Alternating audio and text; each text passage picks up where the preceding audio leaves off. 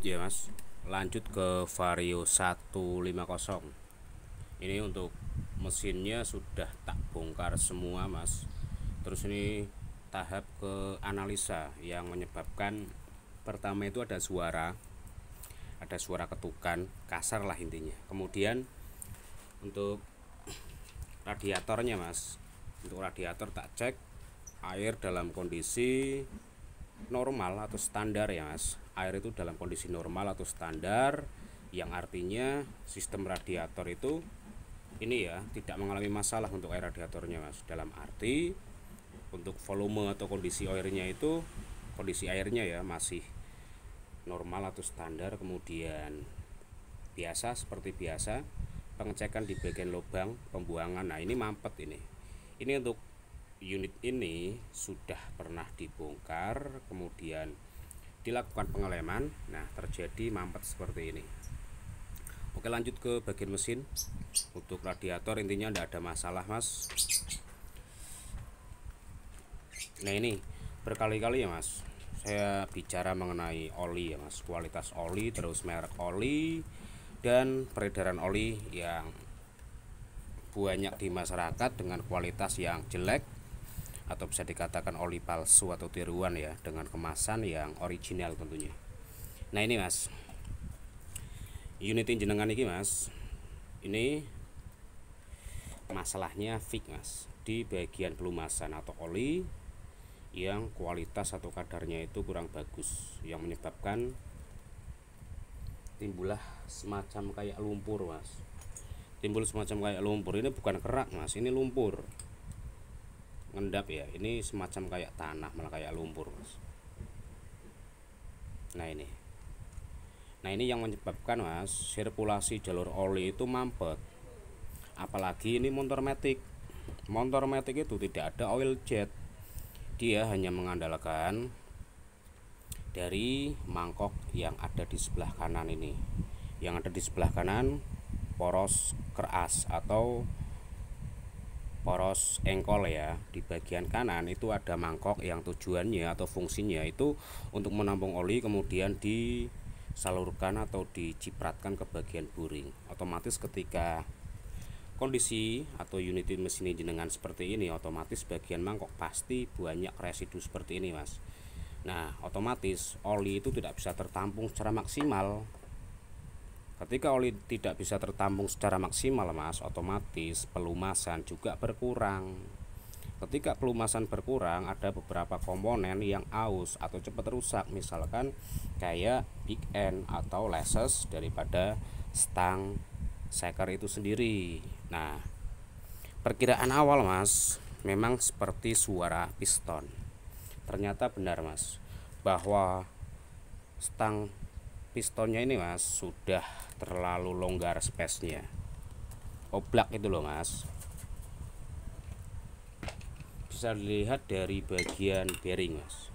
Jadi intinya titik kesenteran, titik center ya, titik senternya atau titik pusatnya itu sudah mengalami pergeseran sedikit karena bagian stang piston ini mas itu oblak atau space-nya itu terlalu banyak. Contohnya di sini mas, punya jenengan ya, monggo dicek sendiri kalau jenengan lihat videonya. Nah ini mas, nah ini mas, nah ini mas, ini bekas benturan piston, dalam arti piston itu sudah bergeser dari titik pusatnya atau titik senternya, karena stang pistonnya kan oblak toh, otomatis ada gerak kanan kiri atau space terlalu banyak, menyebabkan piston itu bersuara mas. Ketika piston bersuara, otomatis kompresi juga hilang atau merobos masuk ke bagian kalter tengah. Kemudian mas, punya jenengan untuk ring olinya juga macet. Kalau piston tidak begitu baret banget mas, tapi di bagian depan ini mas, tak zoom ke ya. Nah ini bagian depan ini mas, ini baret mas, luka. Kemudian punya jenengan, tak zoom lagi.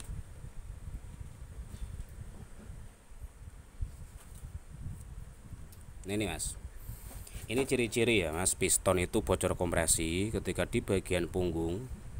Di bagian punggung ini mas, warnanya cerah, kemudian di sebelahnya sini atau atasnya warnanya hitam pucat, itu ciri-ciri ring kompresinya bocor mas, yang menyebabkan kompresi itu masuk ke bagian ruang pembakaran. Otomatis ketika kompresi masuk ke ruang bagian pembakaran sini mas, oli juga masuk ke bagian kubah atau squeeze-nya ini, intinya ke bagian piston paling depan.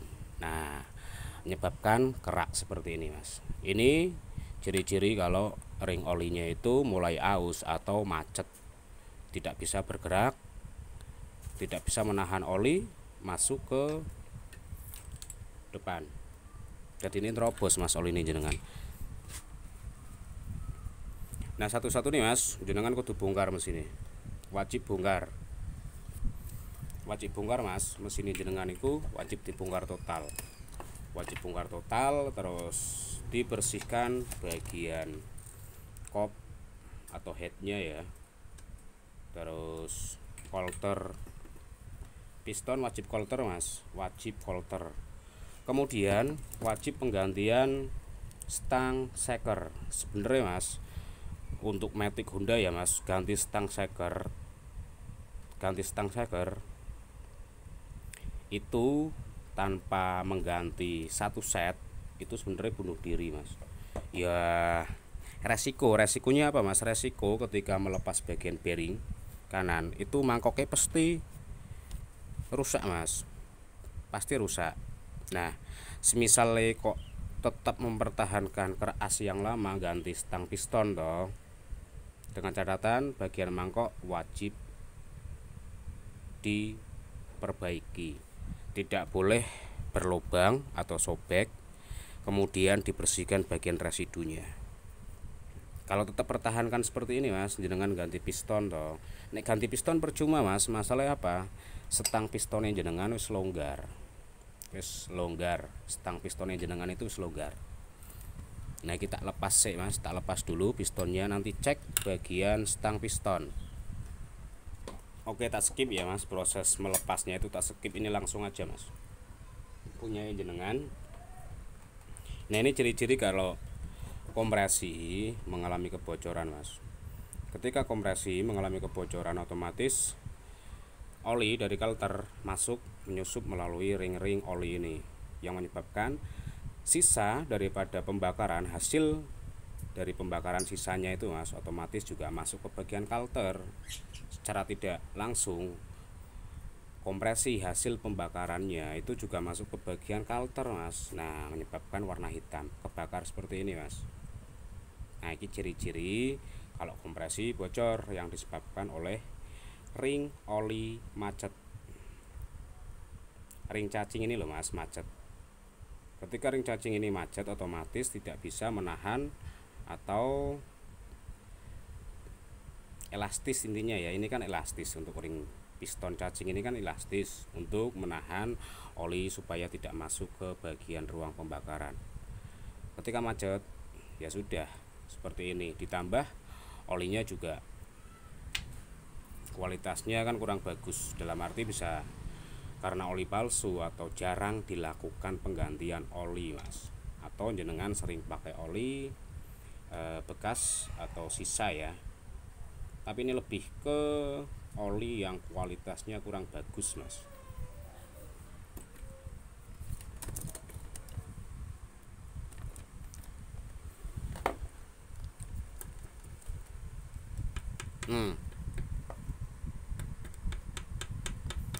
Stang piston mas wajib ganti jenengan. Terus pes kanan kiri mas itu terlalu banyak masalahnya. Nah boleh ada space mas, tetapi tidak boleh terlalu longgar atau terlalu banyak.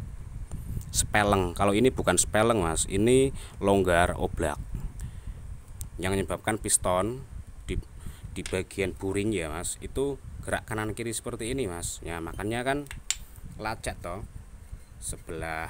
Nah ini macet toh.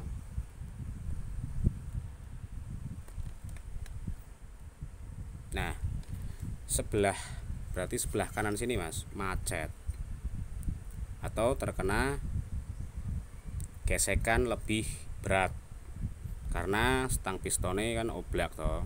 Nah, wajib ganti stang piston, syukur-syukur ganti keras 1 set biar ndak resiko mangkok keras juga tidak rusak gitu mas. Tapi kalau tetap pakai ini ndak apa-apa, ndak masalah, tetapi oli ndak boleh telat.